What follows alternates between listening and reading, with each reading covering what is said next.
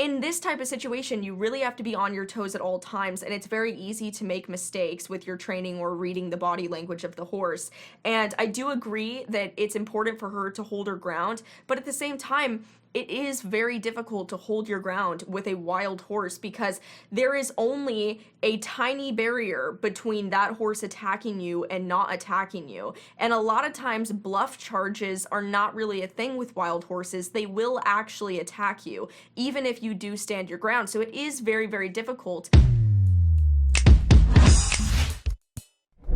Hey bitch, and welcome back to another video. So today's video was not a video I was planning on making, mostly because I don't really have much of an issue with this video at all. A lot of people have been sending me this video asking me for my opinion on it, and to be honest, when I don't have an issue with a video, I don't normally make a response video or reaction video to it. However, I did notice that Rick Gore made a video on it. I think a few other people have talked about this video as well, and I do disagree with some of their takes on this video, so I wanted to make my own reaction video to her training session. As somebody who has also worked with wild horses before, I think there's a big distinction between domesticated horses and wild horses, specifically in the ways that you interact with them and train them. I think that there's a difference between correcting a horse and abuse, and I think there's a very fine line between there, which is the problem I had with Rick Gore's video. So I was not planning on making this video until I saw Rick Gore's video and a few of other people who commented on her training, saying that she was too soft with her training. I kind of agree and disagree, so I want to give my opinion on it, and I also want to touch on when is it okay to be physical with your horse, because I think that there is a fine line. But obviously, before we get into this reaction, I just want to say a massive thank you to Link Equestrian for sponsoring this video. We just released a bunch of our new designs that are out and available now, so if you want to check us out, that link is below, as well as if you want to win this giveaway or any of our giveaways, we do monthly giveaways on the Facebook and Instagram page, so you can definitely check us out. Those links are in the description. So, first session with a wild horse charging, and this is a wild stud. I think she says in the description he's 8 years old. She also touches on how 99% of the aggression develops from fear, so it has to be handled with a non-aggressive response, which is something that I've seen a lot of people disagree with, and we are going to react to this video. As somebody who has worked with wild horses, I totally understand where she's coming from, because you have to analyze in the beginning that it's not the horse's fault that the horse is acting aggressively towards you. This horse has never been around people. This horse sees people as a threat because it's afraid of people. I mean, this horse, all that's happened to him thus far in his life is he's been rounded up with helicopters and shoved into small spaces by people who have not necessarily been the nicest to him. So can we really blame this horse for charging and being aggressive and being mean? No. However, is it okay to let this horse just charge you and be aggressive to you? Absolutely not. So let's go ahead and react. And he was brought here to get help from me to get him gentle enough to go into surgery to make him not a crypt orchid. I also forgot to mention that he is completely wild and unhandled. I believe they got the halter on him by putting him in a chute. He did originally have a lead rope on, but I think he broke it off. So you saw me kind of smacking my hand on my thigh. That's to add a little bit of energy to drive him forward. As soon as he looks at me and faces me, I back up to invite him in. Now luckily, this dude is a little bit curious, so you'll see him walk in a few times and sniff the lead rope and the halter, and he's pretty good at facing up to me. So what she's doing right here is she's familiarizing the horse with herself, and she's allowing the horse to see her as not a threat. Throughout the video, she backs up a lot to invite the horse in to come closer to her. I totally agree with using this training method in this circumstance because this horse is fearful of her. He won't look at her. He's been terrorized by people thus far in his life. He's never been around people or been handled by people. So he already sees her as a threat, and she's trying to let him know, hey man, listen, I'm not a threat. it's okay for you to move my feet. I'm gonna try to move your feet too, but I'm not a threat. I'm not here to hurt you. If she were to vice versa walk towards the horse, it would put the horse in a fight or flight response where he would feel trapped by her because she is closing in on him. And that's not the type of relationship you want to build with an animal. So I do disagree with Rick Gore on this one because I personally believe that this is the right thing to do when you're working with a fearful horse that is already afraid of you, is to invite them in and be like, listen, hey man, I'm not here to hurt you. So I totally encourage them checking out the tools and whatever's in the round pen, so I just kind of let him do his thing while he's doing that, and I stand there and just hang out in his presence, make sure he knows I'm not a threat.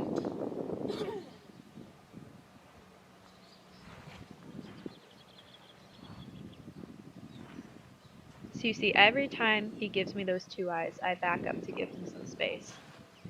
Because of the distance I'm at, what I started to do to increase my approach distance to him is I put my arm out. Now, what I should have done here was as soon as he started kind of flicking his ears at me, I should have backed up to acknowledge his kind of, I don't know, disturbance or reluctance to me coming up and approaching him. There's a few things that I agree with and disagree with what just happened. I agree that it was fine for her to be in the horse's proximity. However, when the horse pinned his ears, I personally would not have backed away, because that is the horse specifically saying, hey man, get the fuck out of my way or I'm gonna hurt you, which is a dominating posture. So I wouldn't have done anything to the horse unless he actually made an act of aggression towards me, but I would not have backed up. So I do disagree with her in that instance, because the horse needs to understand that, yeah, I'm not a threat and you can stand in close proximity to me, but if you're uncomfortable in my presence, then you need to move away, and then we can regroup in a little bit. I would not have continued to go closer to the horse or make the horse, be in an uncomfortable situation, but I just would not have moved. If the horse had a problem and started pinning its ears, he is the one that's got to move away from me or else get comfortable in my presence. But you can kind of pay attention to his ears, and it's a little bit of a precursor to what happens later on in this session. Okay, so she just acknowledged that his ears are a precursor to what happens later on, which is essentially what I just said, because it's true, and that's why in that instance I would not have backed down if the horse pinned his ears towards me. So he's doing a little bit of avoiding by looking to the sides, moving away there. He's not really wanting to keep all his attention on me, so it may have been a little bit of pressure for him too soon. Although he's curious enough to reach out, as soon as he does, I retreat. And he gets more curious without me backing up to want to approach again.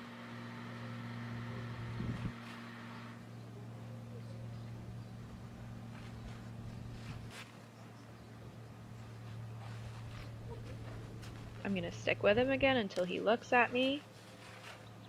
Try to keep my arm out. You can tell there's a lot of discomfort here, so I should have gone a little bit slower. So I'm glad that she acknowledges the level of discomfort that the horse is displaying.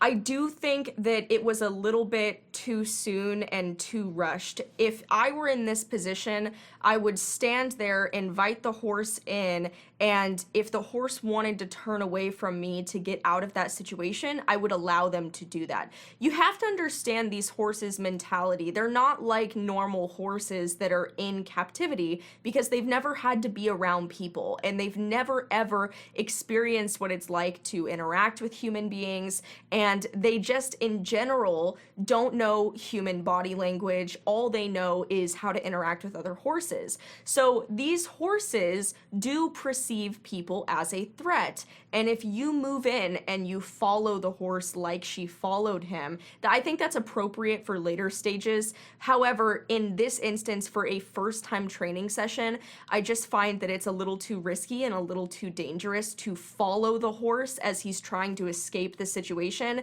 it could put you in a bad place where he turns to charge you and he turns to bite at you because you are essentially pinning him in a situation where he can't escape you by following him. I do understand she acknowledges that. Look, everyone makes mistakes in their training. I don't think it's that big of a deal, but I think that it definitely makes sense why this horse would charge her in a few minutes. Now this dude was tracking me a little bit, so you see I was walking off screen there, he was following along.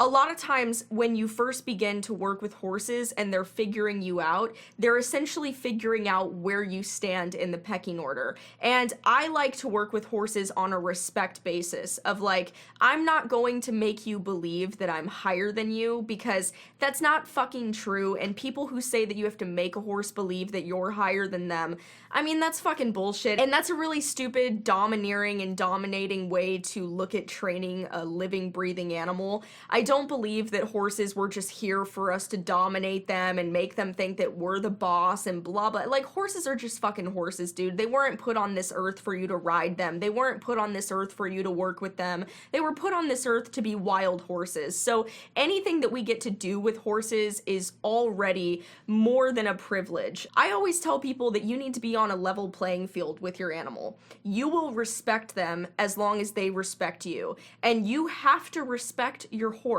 in order for your horse to respect you. That does not mean, however, that you let your animal walk all over you. Because if you're going to respect them, then they need to give you the same amount of respect that you are giving them. And oftentimes they do. However, this horse is just trying to figure out where she is in the pecking order.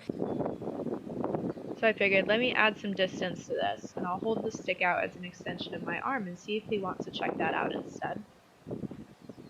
He doesn't seem like he's too sensitive with his face, which is good. Now, if I'm approaching him and he gets uncomfortable, it's my responsibility to respond to that, acknowledge it, let him know that I hear him. But now if he starts approaching me, then that's my responsibility to kind of take control and be like, hey, you're getting into my bubble. So it goes two ways. I have to listen to him when I'm approaching him and he's uncomfortable, but it has to be enough where I can break through the barrier. But now if he's approaching me and I'm uncomfortable, then I need to make sure I hold my boundaries up.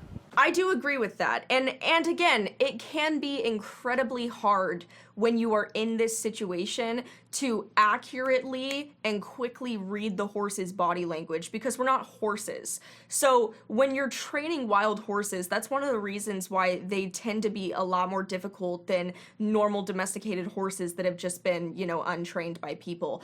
Just because they respond differently and perceive everything as a threat. So it's very different when you first start working with wild horses. You actually have to work with their mindset and not actually the physical training of the animal, which is essentially what she's talking about doing. And it's very, very hard when you are working with them to time every single thing correctly, which is why I do think it's unfair to critique this video as much as a lot of people have been critiquing it, because it's just very unfair when this type of situation is completely different. In this type of situation, you really have to be on your toes at all times, and it's very easy to make mistakes with your training or reading the body language of the horse. And I do agree that it's important for her to hold her ground, but at the same time, it is very difficult to hold your ground with a wild horse because there is only a tiny barrier between that horse attacking you and not attacking you. And a lot of times bluff charges are not really a thing with wild horses. They will actually attack you, even if you do stand your ground. So it is very, very difficult. I certainly would not work with wild horses anymore, specifically for this reason, because it's very challenging and you really do have to be 100% focused, which is why I think that people are over criticizing this video, because most people would not be able to respond this way if they were actually training this horse. So he's slightly tipping his nose towards it. Now he's checking it out, so I'm going to give him the release there. For right now, I think this dude is doing great in his session. This is only the first session. I've worked him for maybe about 10 minutes, and we're getting some touches to the nose with the stick, and I did get a few initially with my hand. I agree. I think he's doing really, really good. I think she's doing really good. I think there have been a few mistakes and errors made here and there, but overall, I think he's doing really good. I mean, everybody makes mistakes and errors in their training, so it's not that big of a deal. It just heightens the risk when you're working with a wild horse if you don't immediately correct it. But again, that's not her fault. You know, it's very easy to oversee these things when you're actually in that situation training the horse firsthand. Again, got a little uncomfortable with that, so we went back to a nose touch, and then I retreated. He wandered off of that, so I started to have him move around again. Super light, you can tell I'm not pushing him hard, and he's already started to pick up this little trot cadence that he likes to go into.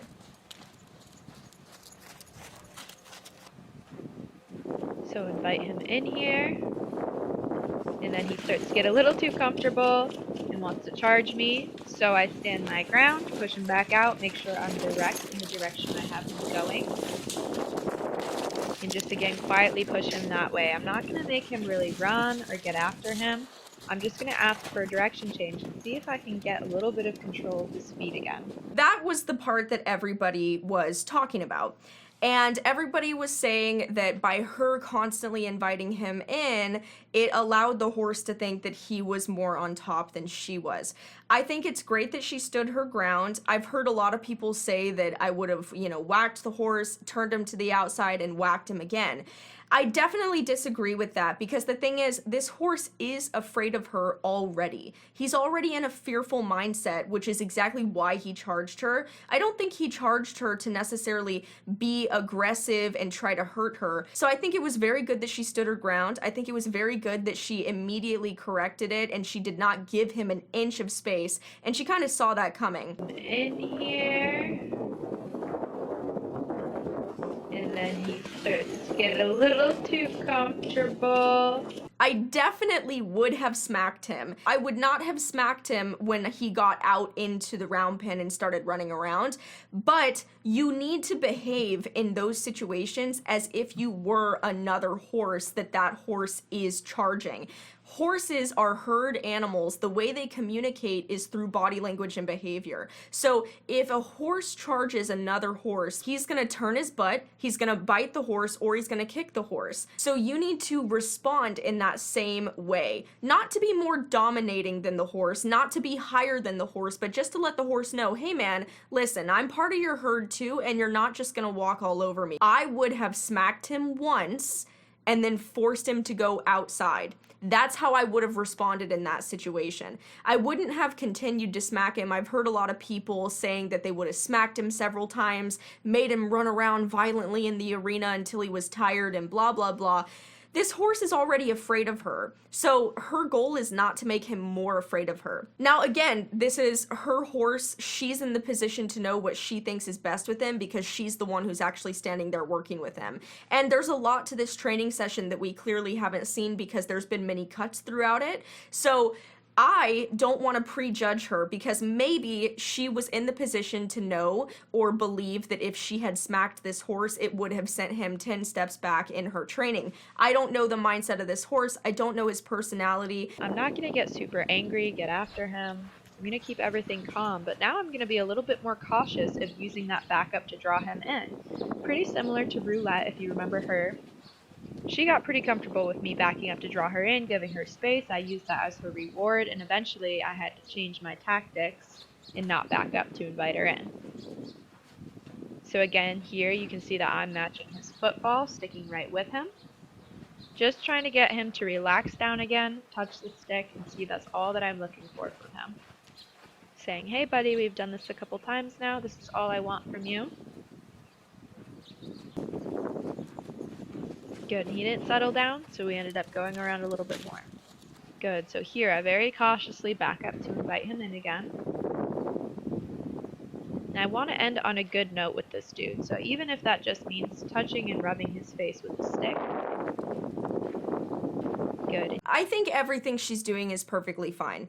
I think that I definitely would have handled this a little bit differently, but I mean, I'm not fucking there. I'm not in this exact situation to be able to make these decisions on the spot. I totally commend her for standing her ground and, you know, sticking to her training methods. I do agree, and I'm gonna finish the video with this. If you are training an aggressive horse or a horse that is acting aggressive out of fear, it's so important to not react angry and not get overworked and not get emotional. There's so many people who are saying I would have reacted violently, I would have hit him several times, I would have been mad at him and forced him to run around. Again, that's not the way to correct that situation. The perfect way to correct it is to stay calm. Even if you do have to use one tap as a sign of aggression back to your horse, it is so important that when you do that, it is not an act of aggression, but saying to them, hey man, I'm here, this is my space, that's not cool, I'm gonna match your energy, and then it's over.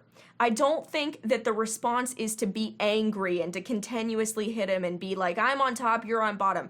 It's about respect. And you're not gonna gain an animal's respect by beating them to a pulp and making them afraid of you. There's a huge difference when a domesticated horse charges a person because that horse clearly has some additional issues psychologically going on. Wild horses are not acting this way to be mean or dominating or aggressive. They're acting this way because they're fucking wild horses and they've never been around people before. They don't know anything about you. They don't know if they need to be afraid of you. They don't know how to respond to you. This is normal horse behavior, and I think it's appropriate to respond to normal horse behavior as much like a horse would as possible. So that's basically my take on that. I really enjoyed watching it and giving my own critique and criticism. Let me know below what you guys think. If you guys would have used a little bit more physical aggression, if you would train a wild horse or not, and I'm gonna link her original video down below just because I definitely think that she's received a little bit too much hate on this video